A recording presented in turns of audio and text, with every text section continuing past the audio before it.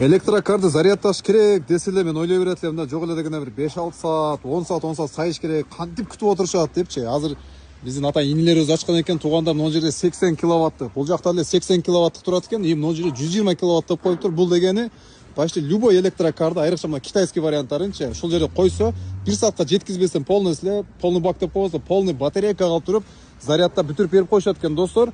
Кызык жери баасы 500 сом тегеректер эле экен.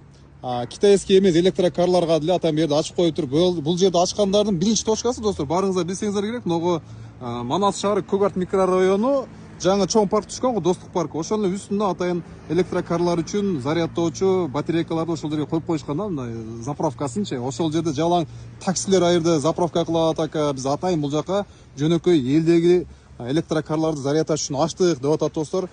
Бул деле эч нерсе эмес дейт. Биздин эң эле артыкчылыгыбыз дейт. Бул жака атан трансформаторду түшүрүптүр, жана могу жака атан ажатканадан бери коюп коюпчу. Көп отурганда машинанын ичинде үшөйүн деп машинаны жүргүзүп коюп зарядтайт. Бул батарейкага чоң эле проблема алып келет деп атышат достор. Ал эми бул жака ажатканасынан койгону деле ошо адамдардын удобствосу үчүн экен. Анан эле эң кызык жери, азыр могу жака стеклянный атайын айнектерди бергенбиз дейт, панорамный кылып туруп, кофе, чай ичип, залаждание деп коет го, ошондой жерде күтүп отуруп, бул жакта 1 саат ичинде полностью ишин бүтүрүп чыгып кетсе болот экен. Кааласа намазканалардан бери уюштуруп коюшуптур достор. Бул жакта болсо Жамашева көчөсү билесиңер. Спутниктен Көк Артка чыгып келип атканда гик куруп аткан дом бар эмеспи? Ошол эле жетпестен оң жака бурулуп кирип кетсеңиздер, мына угловой жердеги атайын алышып, ушул жака батарейкаларды орнотуп коюшту, заправка кыла турган.